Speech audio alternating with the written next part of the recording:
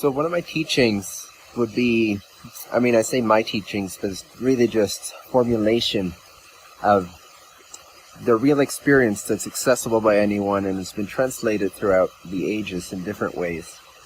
I'm just translating it so that you guys can understand better. But it refers to how to access direct experience of self, the true self, directly here and now in your own experience.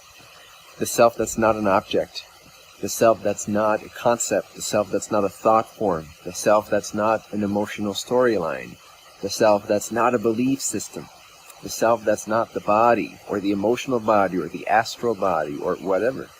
The true self, which is subject to all of these, and beyond the subject. But the subject is like the entrance point to that greater God self, if you will. The universal self, the self beyond the individuation. So, one of the ways in which I've been sharing this is to make it more accessible, is to completely relax the mind. Absolutely, completely relax the mind for 2 to 5 seconds. Try it.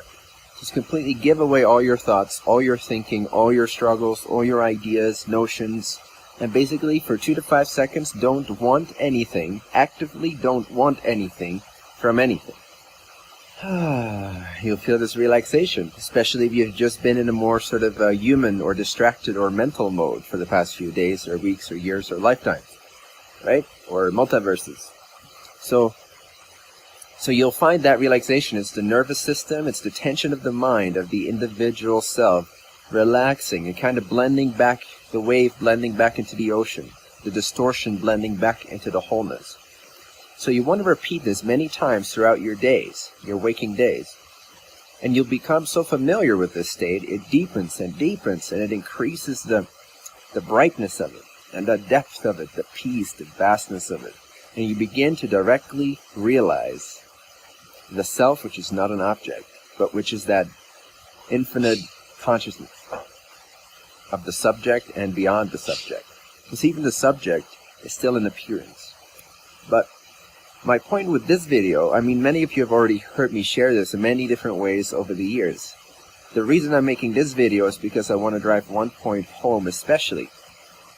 And I'll do this using an example or something that comes up for people a lot, which is there's a difference. When two people hear this teaching, what I just shared, I've stopped the mind as much as you can, relax, give away all thoughts and notions and wants for 2 to 5 seconds, and recognize that spacious, vast, space-like awareness, that space-like pure I am-ness, that remains, that is recognized there.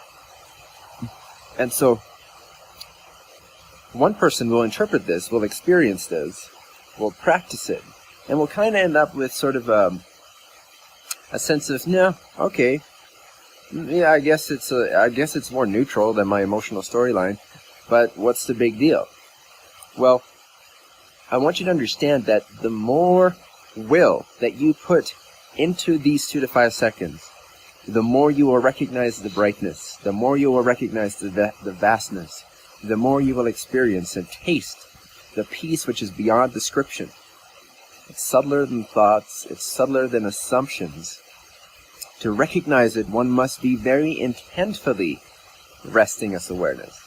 It's not just a lazy Friday afternoon, watch a soccer game, order in Domino's pizza, and have your Bud Light, Weiser, whatever they're called here in America, beer. It's not complacency.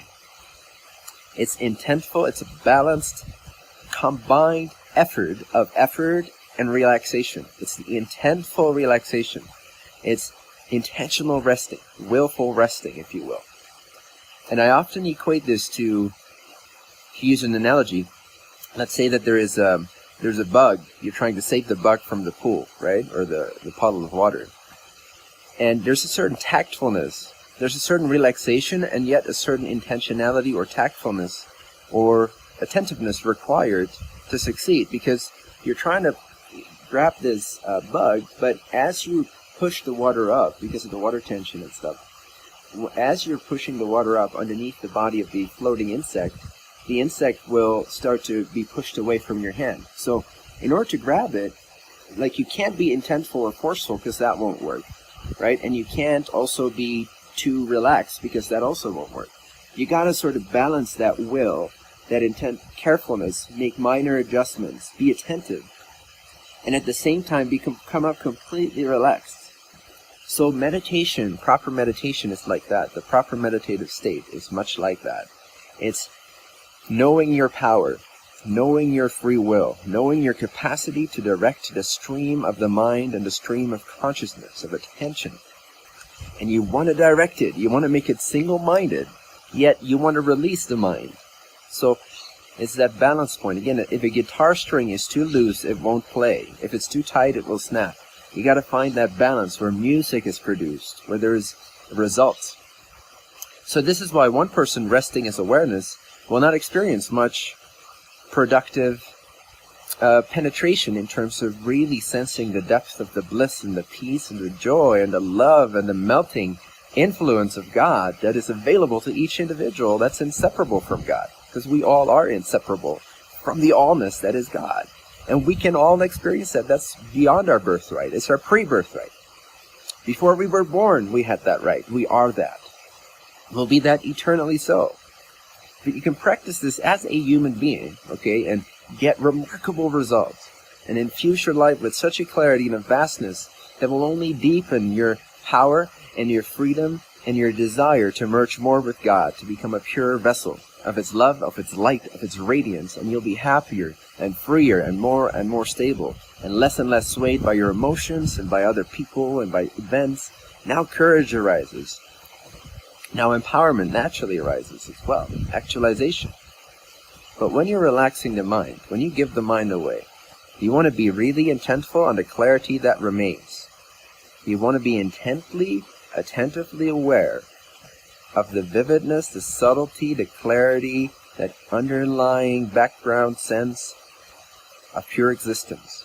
And you want to kind of dig into that. You want to penetrate it. You want to make your consciousness, or your mind rather, more subtle and more subtle, so that it can recognize and realize more of that vastness.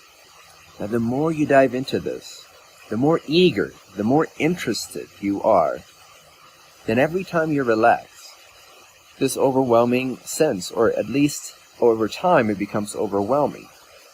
At first it's just a subtle sense of ease, of unwinding the mind back into the space. The more you do this, the more you become the space. The more you realize that you're not really a human being, that you're not really the mind and the thoughts and the feelings and the emotions, that you're much vaster and more indestructible and more free than this. So I want that realization for you, because it's not about dry emptiness, okay? The true emptiness, the true void, the true freedom is absolutely comprehensive of all things. It is absolutely the potential, the all-embracing love and the light of the one infinite creator. And you are that, so you can penetrate that. But you got to be intentful about your 2 to 5 seconds. It can't be a lazy thing that you do. You got to relax the mind, but do it with such intention that you're determined, not with the mind, but determined to, in the absence of mind for 2 to 5 seconds, to awaken, to allow for the grace of the Creator to be known, to be recognized. But without that intent, my friends, you shall only touch upon a very surface level of awareness, which will feel like just a neutrality, or a blankness maybe, which is not the real awareness. It's still the mind being there. So we need both relaxation, but we need to do that relaxation with such utter intent and will and passion and joy and surrender.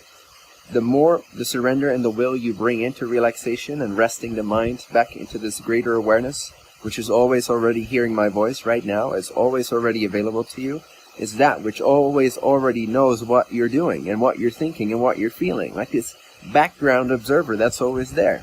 The deeper you dive into this, with the greater the clarity and the subtlety and the attentiveness and the intent, the more sublime, more transformative entering this space becomes, the more of a love affair it becomes. The less shallow, less mental, more all-consuming. That's what you want. I guarantee you that.